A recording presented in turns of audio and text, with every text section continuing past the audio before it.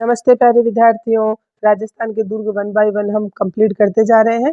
आप चैनल की प्लेलिस्ट से देख लीजिएगा, नहीं तो वही प्लेलिस्ट आपको डिस्क्रिप्शन बॉक्स में भी मिल जाएगी, आप वहां से विजिट कर सकते हैं। आज के इस वीडियो में हम देखेंगे जूनागढ़ दुर्ग जो बीकानेर में बना हुआ है। ठीक है, सबसे पहली बात देखिए, ये जूनागढ़ दुर्ग की भव्यता इस तस्वीर में आपको दिखाई दे रही है। बहुत ही सुंदर दुर्ग है। जूनागढ़ दुर्ग की सबसे पहली बात कि ये आगरा के किले के समान बनाया गया है। जनरल सा फैक्ट है कि जो बीकानेर का महाराजा राय सिंह थे, वो अकबर के काफी घनिष्ठ थे। ठीक है, और जब वो आगरा का किला देख के आए थे, तो आगरा के किले के समान ही जूनागढ़ दुर्ग बनवाया था उन्होंने। ठीक है, तो किस किले के समान कंपेयर करके पूछा जाए तो ये आगरा के किले के समान है। यहाँ लिख दिया है मैंने, इसमें बुर्ज कितने हैं? 37 बुर्ज है। आप मुझे कमेंट करके बताना कि किस किले में 99 बुर्ज है। ओके, 99 बुर्ज है कौन से किले में। जूनागढ़ दुर्ग की सबसे पहले हम अन्य नामों की चर्चा करते हैं, आज भी वही करेंगे।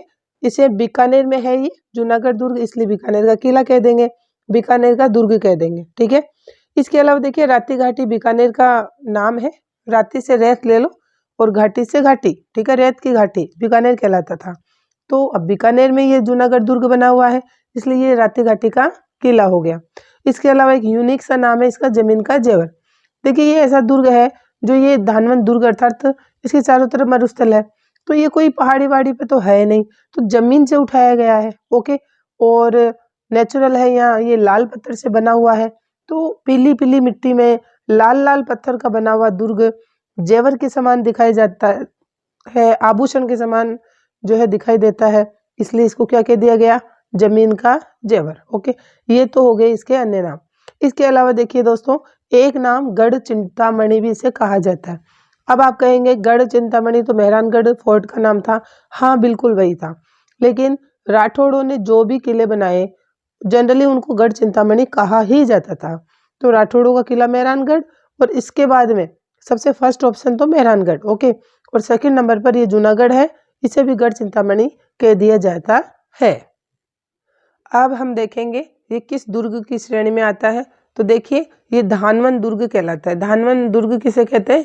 जिसके चारों तरफ मरुस्थल ही मरुस्थल हो, वह मरुस्थल दुर्ग या धानवंत दुर्ग कहलाता है। ठीक है, तो इसे लिया तो धानवंत दुर्ग में है, लेकिन अभी प्रेजेंट में भी हम इसे देखने जाएं तो इसके चारों तरफ गहरी खाई प्रेजेंट में भी विद्यमान है, तो ये पारीक दुर्ग की श्रेणी में भी आ जाता है। लेकिन आरपीएससी के द्वारा इसे किस दुर्ग की श्रेणी में लिया गया है? मरुस्थल के अकॉर्डिंग धानवंत दुर्ग की में। ठीक है, अगर धानवंत दुर्ग ऑप्शन में ही नहीं हो दोस्तों, तो हम टिक लगाएंगे पारीक दुर्ग पर। ठीक है, आपको क्लियर हो गया होगा। देखिए इसका नाम जूनागढ़ है, इसलिए ये मैंने थोड़ा सा इसके नामकरण के अकॉर्डिंग कुछ फैक्ट लिखे हैं। जूना, जैसे इसका जूनागढ़ था तो जूना का मतलब होता है पुराना। ठीक है, तो पुराना किला, एक तरीके से ये पुराना किला हो गया। क्यों? क्योंकि राव बीका ने एक दुर्ग बनाया था यहाँ पे इसके पहले। ठीक है, तो राव बीका ने एक दुर्ग बनाया था, राव बीका की टेकरी, उस नाम से एक दुर्ग बनाया था। ठीक है, अब वो जीर्ण शीर्ण हो गया, उसके बाद में महाराजा राय सिंह आ गए, तो राव बीका के इस जूना अर्थात पुराने दुर्ग पर, बीका की टेकरी नामक दुर्ग पर ही ये नया दुर्ग बनाया। किसने? महाराजा राय सिंह बीकानेरी ने। ओके, और इसे क्या नाम दे दिया? जूनागढ़ दुर्ग। ओके, अपने नाम से नहीं दिया क्योंकि ये पुराने किले बीका जी के बनाए हुए किले पर बनाया हुआ था, इसलिए इसे जूनागढ़ नाम दे दिया। क्लियर हो गया होगा?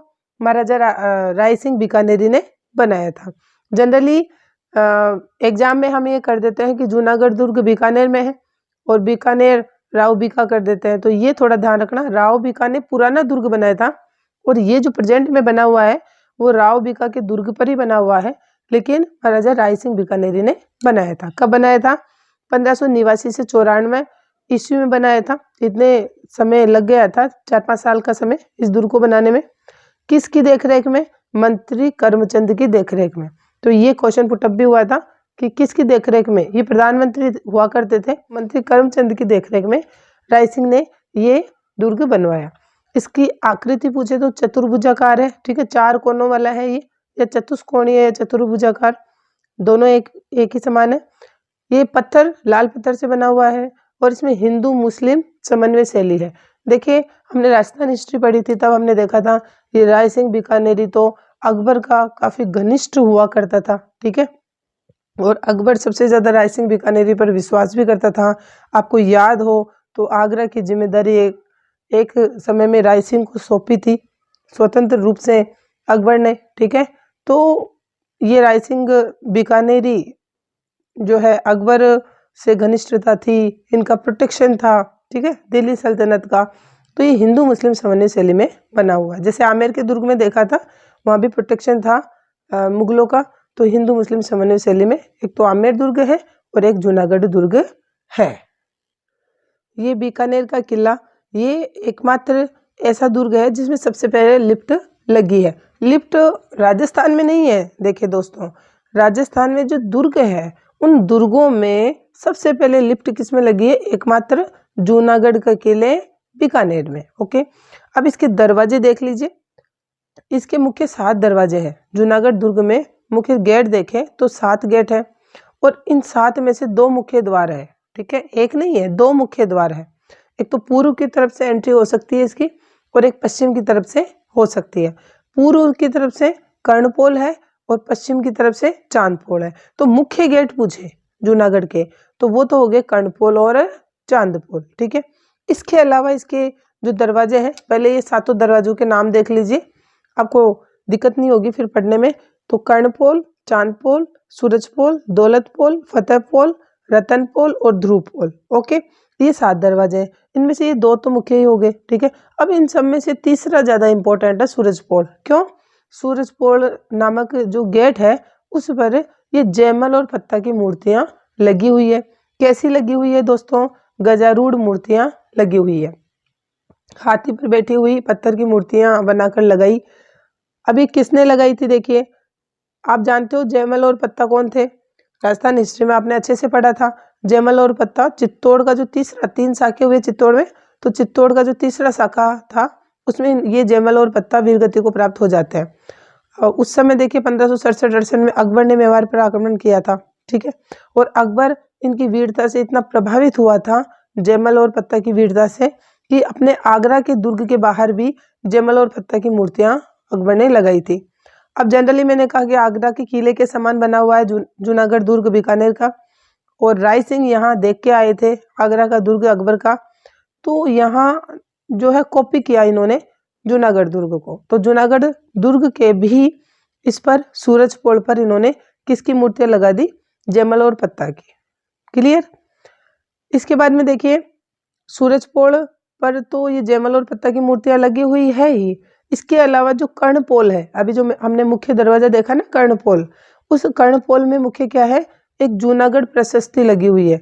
और जूनागढ़ प्रशस्ति जूनागढ़ किले के नाम से, और राय सिंह ने बनाया था जूनागढ़ किला, और प्रशस्ति भी राय सिंह ने ही लगवाई थी, इसलिए इसे राय सिंह प्रशस्ति भी कहते हैं। क्वेश्चन पुटअप भी हुआ था कि राय सिंह प्रशस्ति कहाँ है? तो ये जूनागढ़ के किले में है, ठीक है। ये दोनों नाम इसी प्रशस्ति के हैं। किस भाषा में लिखी हुई है? संस्कृत भाषा में लिखी हुई है, और राय सिंह ने लिखवाई थी, महाराजा राय सिंह ने। इसमें बीकानेर के शासकों का पूरा इतिहास दिया गया है। ओके, लेखक कौन है? जैन मुनि हुआ करते थे, जयिता।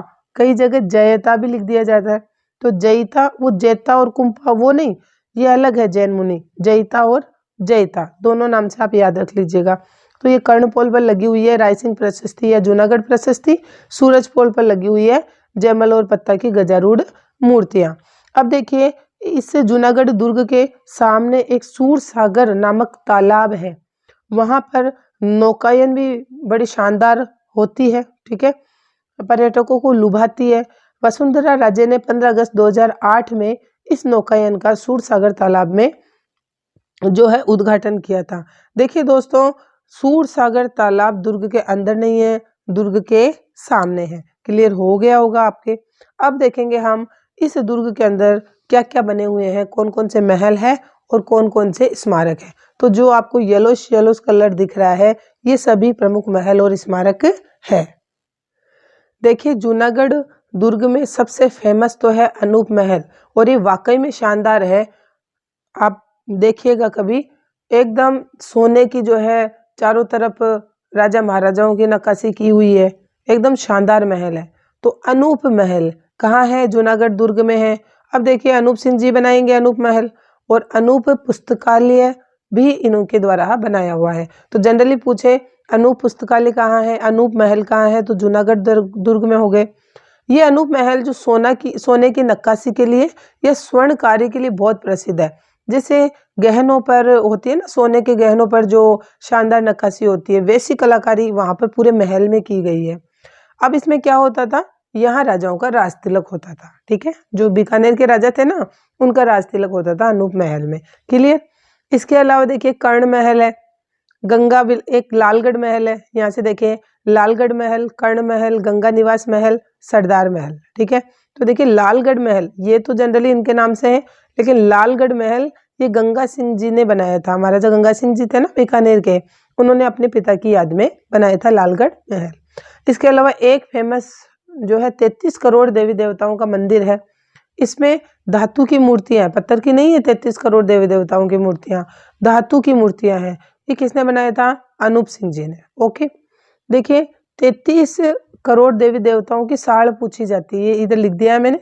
33 करोड़ देवी देवताओं की साड़ पूछी जाती है, तो वो कहाँ है? मंडोर, जोधपुर में है। ओके, जबकि 33 करोड़ देवी देवताओं का मंदिर जिसमें धातु की मूर्तियां हैं, अनूप सिंह जी ने बनवाया था, वो जूनागढ़ दुर्ग में। क्लियर। इसके अलावा महाराजा गंगा सिंह का हवाई जहाज भी यहाँ रखा हुआ है, बहुत शानदार है। महाराजा गंगा सिंह का हवाई जहाज कहाँ से आया? देखिए अंग्रेजों की सेकेंड वर्ल्ड वॉर में इन्होंने हेल्प की थी महाराजा गंगा सिंह जी ने, इसलिए अंग्रेजों ने इनको तोहफे के रूप में दिया था। वो आज भी वहाँ रखा हुआ है। देखिए 33 करोड़ देवी देवताओं में एक गणेश जी की मूर्ति है जो सबसे शानदार मानी जाती है।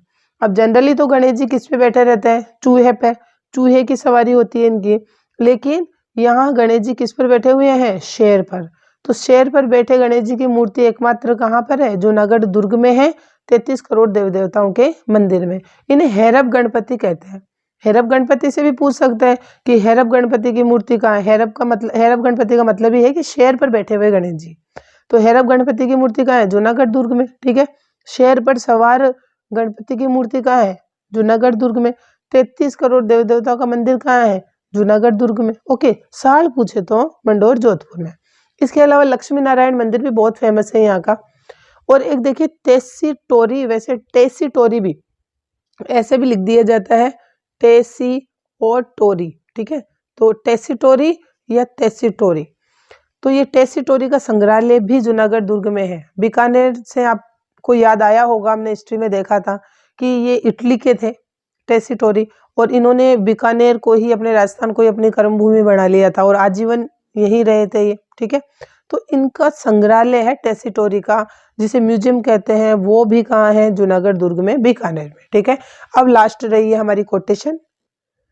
अब कोटेशन, एकमात्र कोटेशन है, वो भी शानदार है। देखिए जूनागढ़ की दीवारें बोलती है। जनरली कहते हैं ना कि दीवारों के कान होते हैं, तो वैसे ही दीनानाथ शर्मा ने जब इसका अवलोकन किया जूनागढ़ दुर्ग का, तो उन्होंने कहा जूनागढ़ की दीवारें बोलती है, प्रशस्ति नहीं, इतिहास नहीं, इसकी तो दीवारें ही बोलती है। मतलब इसकी दीवारों से ही इतिहास झलकता है बीकानेर का। उनका मतलब ये था दीनानाथ शर्मा का। तो किस दुर्ग की दीवारें बोलती है, ये कहा था दीनानाथ शर्मा ने जूनागढ़ दुर्ग के लिए। क्लियर हो गया होगा।